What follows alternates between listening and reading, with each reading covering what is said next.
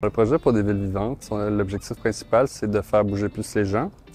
Comment on va faire ça? Nous, c'est qu'on veut plus lier l'environnement et la santé. Donc, on veut proposer des trames vertes aux municipalités pour que ça facilite les déplacements actifs et assistés. Puis, l'objectif, c'est également de mieux connecter ensemble les espaces verts en ville pour des raisons de biodiversité, puis aussi pour avoir un meilleur accès, une équité environnementale.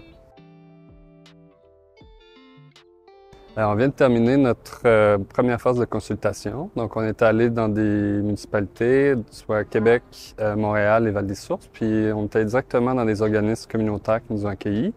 On a pu consulter différents publics, puis prendre plus de 340 opinions de personnes différentes.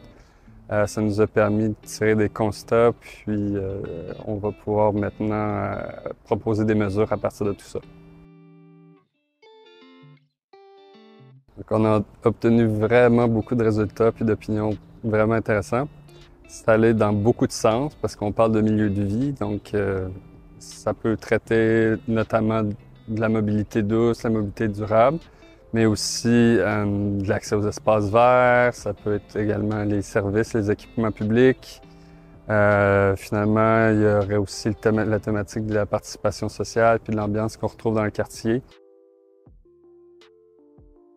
Une personne qu'on a rencontrée à Montréal qui s'appelle Maëva qui nous parlait de l'enjeu de marginalisation dans les accès aux services. Donc, cette personne-là, par exemple, dans les autobus, se sentait pas à l'aise ou dans certains lieux publics parce que c'est une personne en situation d'itinérance. Puis, c'est quelque chose qui est sorti aussi dans beaucoup d'autres témoignages. Donc, c'est un enjeu qu'on va devoir travailler par nos aménagements puis la façon qu'on sensibilise les gens.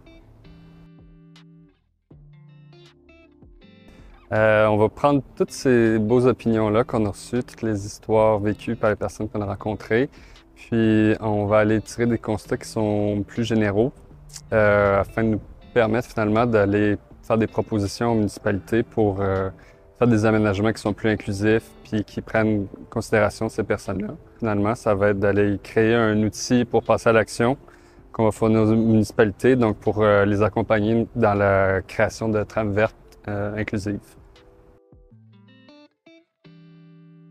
En ce moment, on vient de terminer deux activités avec ce qu'on appelle l'espace de travail intersectoriel, qui incluait une diversité d'experts du milieu communautaire, de la recherche, des experts de vécu, puis aussi des personnes du milieu municipal, qui nous ont permis déjà d'aller valider les enjeux qu'on a vus sur le terrain, puis d'élaborer des mesures préliminaires. Là, notre travail, ça va être d'aller créer des mesures qui sont un peu plus concrètes, puis on va aller les présenter dans les organismes cet été. Ça va nous permettre finalement de valider auprès d'eux si ça répond aux enjeux qu'ils nous avaient ciblés au départ. Ça va être important que vous soyez là pour nous accompagner là-dedans, puis participer pour la suite.